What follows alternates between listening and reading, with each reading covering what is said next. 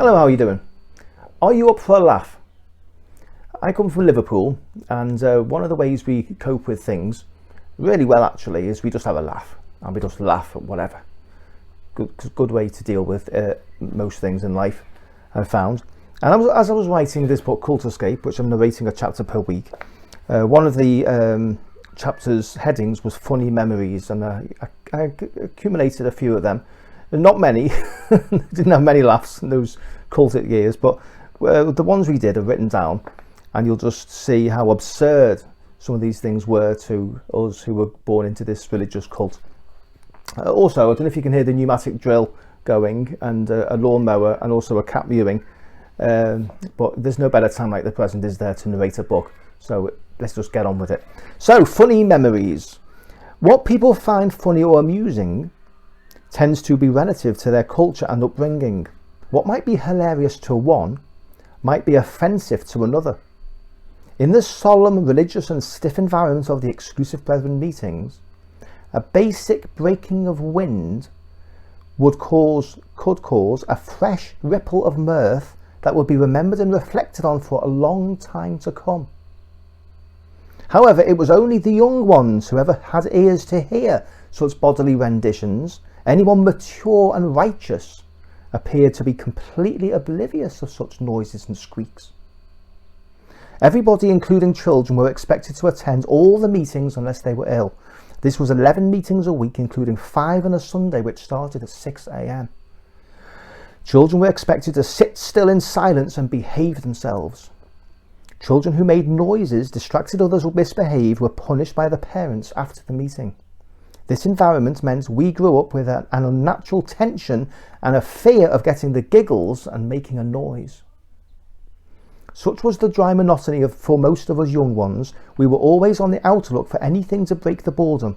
The following are a few memories and funnies of such happenings, which, though may sound ridiculously insignificant to you, maybe, these were some of the highlights of our life of conformity, restrictions, rules and regulations. Does that make sense?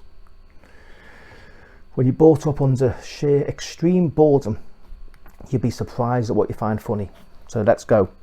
First of all, coping mechanisms. When you consider that the average attention span of an adult is 20 minutes, how would the average child cope sitting through an hour or more of theology and hearing about what the man of God has been saying? I ate myself. I used to gnaw my hands, bite off the skin and suck the blood. If I bit too much, if I bit too deep, I would bleed. I've still got the scars. I used to get so hideously bored, and I reckon most of the children did too. I used to count the tiles on the ceiling, count how many people were in the room, count how many times a word was used, over 10 letters long. I counted many things to break the monotony. I also made charts on who would give a reading or a preaching over the course of a year. Then I would compile league tables, just like football tables. From the charts, I would glean lots of statistics and get immense pleasure when records were broken. Issues. Right. I'm not going to read you that one. If you want to read that one, you can get the book. Failing to keep a straight face. A challenge that a lot of us children went through was not getting the giggles and making a noise. We were so repressed with the solemnity and seriousness of the library-like conditions during the 11 meetings a week. This meant many times having to force ourselves to keep a straight face. If possible, during the most serious of news announcements, etc. I don't know why disasters, bad news and mishaps can cause smirking or worse, the dreaded giggles, but many of the young ones, including myself, had a problem in this area. I still do actually, to this day, so maybe I just haven't grown up yet. At the end of most meetings, there would be updates of news about those who were ill. There were many disasters and untimely deaths, which we had to cope with by trying to keep a straight face. The exclusive brethren seem to have many such terrible happenings for some reason. They always have had. I remember one such announcement at the end of a meeting that caused someone to let out an inappropriate guffaw.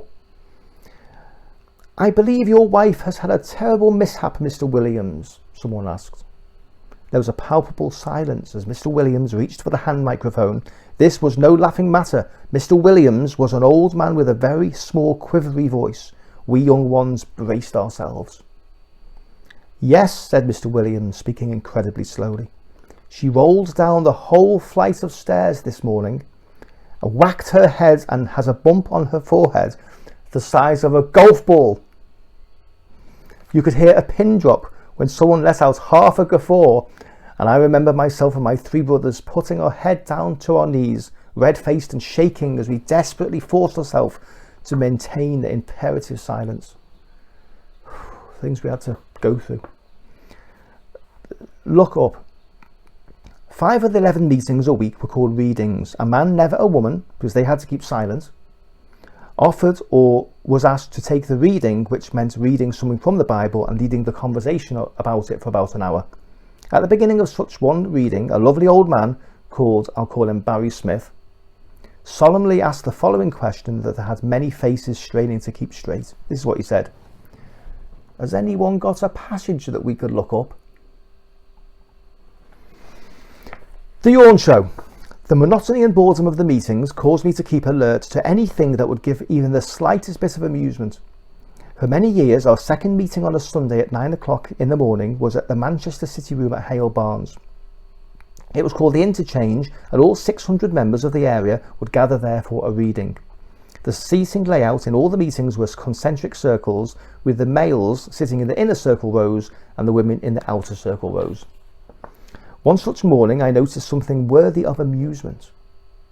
Amongst the women on the other side of the circle from where I was sitting was a lovely lady called Martha. I noticed her yawning, but like no other yawn I had ever seen. Her mouth would start to slowly open for about 10 seconds, and at the same time her head would move slowly back, like that. After these 10 seconds, her mouth would be wide open and her head would be back like a head in a dentist chair. Without putting her hand over her mouth, she would keep it in this yawning position for another 7 seconds, which is a long time in a public place. Then as her head came back down, her lips would purse up in a very contented sort of way, like that. She averaged this style of yawn about 10 times every morning meeting. I noticed this a few weeks running and told my brothers and a few friends. We started sitting deliberately opposite Martha to watch the show. This was pure theatre to us. All eyes were on Martha, and when we thought she was about to start, there would be coughing and nudges so none of us would miss an episode. Word spread, and after about 10 weeks, I reckon there were 50 to 70 men and boys who deliberately came in a little early to get a good seat. Even my dad knew about it, but he didn't let on that he did. With a large audience now, there was a noticeable ripple of smirks and shakings of silent laughter every yawn. If Martha was ever not there on a Sunday morning, we would be bitterly disappointed. Can you imagine that being the highlight of our week? Sandy Huckley's buns. In between the second and third meeting on the Sunday, we would all go for what was called the break. At this time, the Interchange was in Stockport, and we would all be invited back to people's houses for a light snack. One place us young ones dreaded was Sandy Huckley's. This was because her food and cutlery were not up to the standards we were used to and which most exclusive brethren maintained. One such break found our family plus 2 other families all invited to Miss Huckley's. She was a spinster and no one knew her age, as she refused to tell anyone. When she died, we could not wait to see her gravestone and learn her age. Her gravestone, I think, said she was 88. Anyway, we find ourselves all in Miss Huckley's lounge one Sunday. It was a good-sized room, and with all the children, there must have been about 16 of us. Miss Huckley came in with some homemade buns, rock buns she called them. She went round the circle, and we all politely took one each. Then she went back out into the kitchen. At this point, a few of us had tried to bite into our rock buns to find that they were as hard as rock, possibly because of their age. Immediately, Charlie, the oldest of one of the other families, stood up, picked up the waste paper basket by the hearth, and went around the circle. 16 rock buns were thrown into the basket, and Charlie left the room. Miss Huckley came back in and sat down and general chit-chat started. All of a sudden, there was a thud, followed by another. Then there was another, and Miss Huckley stood up to see where the noise was coming from. She had a large patio window, and since the noise seemed to be coming from the garden, she went to the window, followed by us children. To our surprise, we saw that the thudding were white objects hitting her back fence. They were being launched from an upstairs back bedroom window, and Charlie was throwing the buns out one by one at a time, at the garden fence. Can you imagine what Miss Huckley must have thought? Only a few minutes before, she had given us all a bun, and now they were being unceremoniously hurled forcibly out of a back bedroom window. The Rumblings. Every single Sunday morning, 52 weeks a year, we arrived at the local meeting for the first of the day's 5 meetings that started at 6 a.m. We all arrived on empty stomachs. I was once told that we weren't allowed to have breakfast before this meeting, which was called the breaking of bread. This hour-long meeting was conducted in solemnity with lots of moments of silence. It was in these silent moments that the rumblings could be heard loud and clear. They started almost straight away, but after 15 minutes, after we had all had our swig of Coburn's port, then the real business of rumblings would begin. Like distant thunder, something was on the move. The Sunday morning storm was a-brewing. Now, to get technical about this, these rumblings were what are known as borigamus. This is defined as a gurgling, rumbling or squeaking noise from the abdomen that is caused by the movement of gas through the bowels. It is also known as stomach rumbling. The plural is borborigami. I'd look that up, especially for you, to be educated, unless you already knew all this.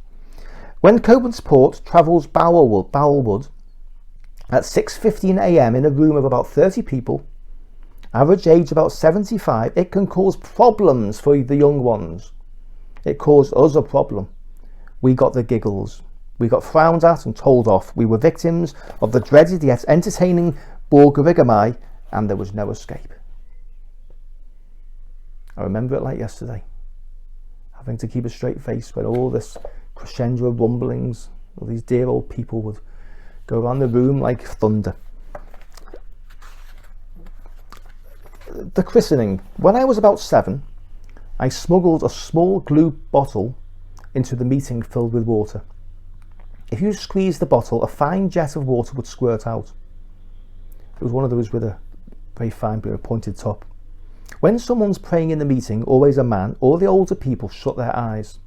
It was during one such prayer that I took the glue bottle out of my pocket, pointed it to the ceiling and recklessly gave it a good hard squeeze. To my shock, the jet shot about 12 feet into the air in a beautiful arc and came down squarely on a man's bald head about 2 rows in front of me. I can't imagine what he must have thought, but he slapped his head and looked up. I immediately shut my eyes in prayer and slipped the bottle out of sight between my legs. No one ever knew about it to this day. And if you're watching, I apologise for soaking your bald heads. And then the next one is the open air. The exclusive brethren had what they call the open air. This is where a few men went into a public place regularly to preach their message by shouting it out to whoever happened to be within earshot. From what I remember, it was generally about their view on how to avoid hell and get to heaven. There was never any reference to the exclusive brethren, as this was a bit of an embarrassment if people asked questions about who we were. In my opinion, this is because we really didn't know our identity, as it was always changing. We believe we all came from J.N. Derby, but the ever-changing rules made it impossible to really define who we were. We used to eat with anyone, then we didn't. We used to have pets, then we couldn't. We used to share drains, and then we didn't, etc., etc., etc. One example of this deserves a mention. If it wasn't so outrageous, it would be funny. One Saturday afternoon, someone from Manchester, who I better hadn't mentioned by name, was preaching his message in the open air.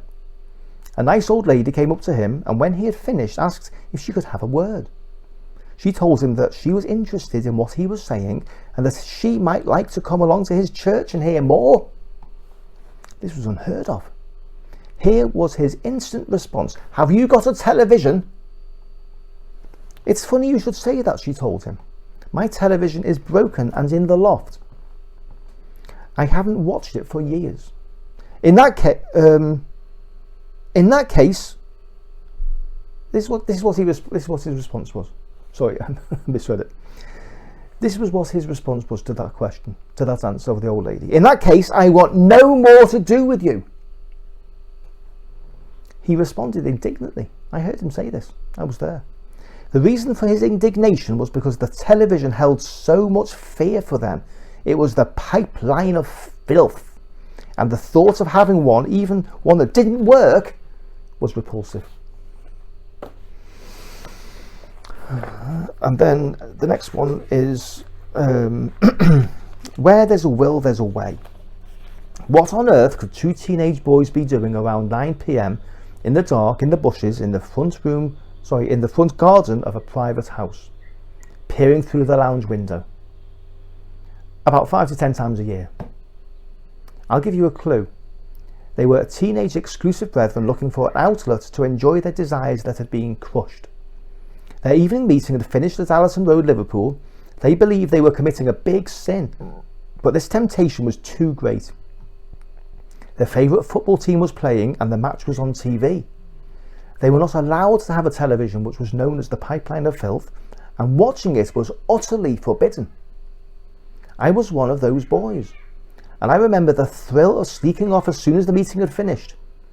We knew the match was on, and as we were allowed to read the newspaper, that's how we found out. I remember one night witnessing David Fairclough, Liverpool's super sub, scoring the winner against St Etienne in the European Cup in 1977. After 20 to 30 minutes, we'd rush back to the car park so our parents didn't suspect anything. It was common practice for exclusive brethren, young ones, to break the laws and find a way of doing it what their natural desires wanted to do. But everything had to be done in secret. I heard of young ones sneaking into football grounds, the cinema, restaurants, owning radios, mobile phones even, listening to pre-recorded music, watching television in all sorts of places. Department stores were my favourite place, as you were safe there, as the exclusive brethren were unlikely to see you there. I saw Ian Rush score 2 goals against Everton in 2 cup finals in a Woolworths store. I remember watching Boris Becker on the way to winning his first Wimbledon in a Blackler's store. I spent hours there. The staff didn't seem to mind. This isn't a funny memory. It just illustrates the twisted lifestyle of many young exclusive brethren who lived with a conflict of values, secretly enjoying normal things in life, yet believing they were committing evil acts. Why? Because a pig farmer 3,000 miles away who had never met them said so. That's why. Don't argue, else you lose your family.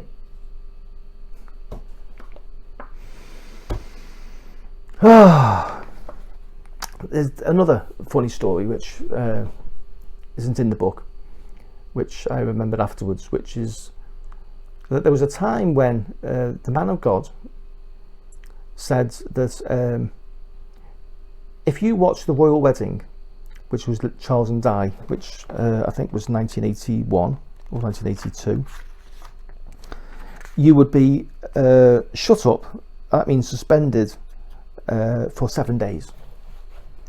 And so the royal wedding happened, and a meeting was called the next Tuesday night to find out how many people had watched it. And all those who had watched the royal wedding were shut up, which I calculated was 1/3 of everybody in the country and in Liverpool, where I was from. 33% had watched it. But there was some discrepancies about watching it. And one particular fella from Liverpool, that evening after the wedding, had gone to the chip shop to buy some chips. And as he was in the queue, there was a little TV in the corner and the royal wedding highlights were on. And as he went around the queue waiting for his chips, he couldn't help but watching it. And so the question was, Was he watching the royal wedding? Does that count? And a 20-minute, I kid you not, 20-minute discussion ensued as to whether he was going in there for chips, really, or for the royal wedding. 20 minutes. And in the end, they didn't really know, so to be on the safe side, him and his family were shut up for 7 days.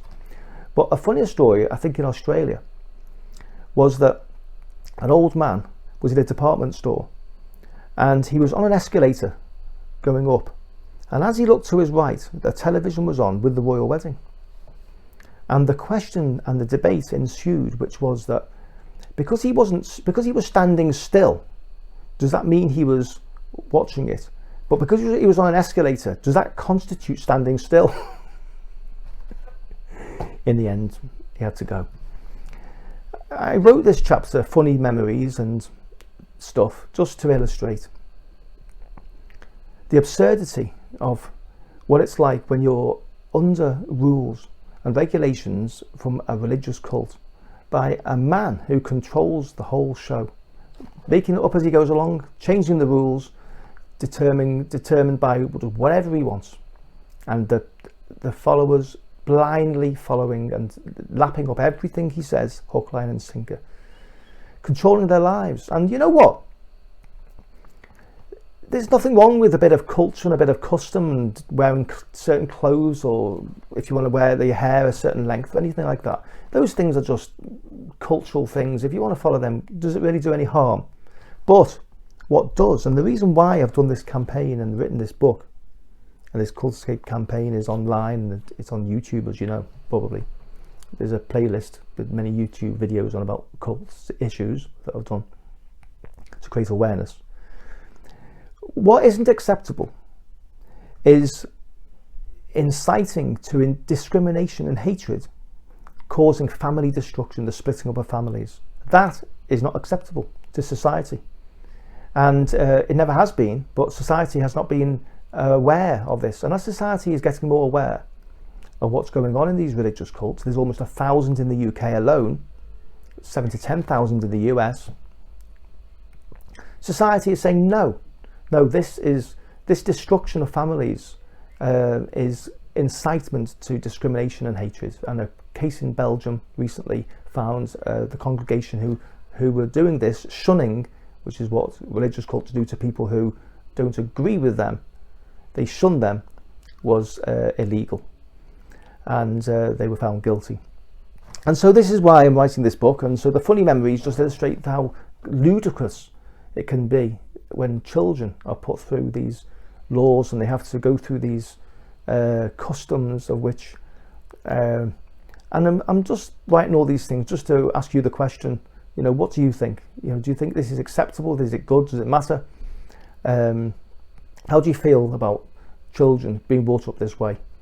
And have you got any funny memories from the cult you might have been in? If so, if you want to leave a comment, if you want to like this, if you want to subscribe to this channel, it will just send the reach out further, which will create even more awareness.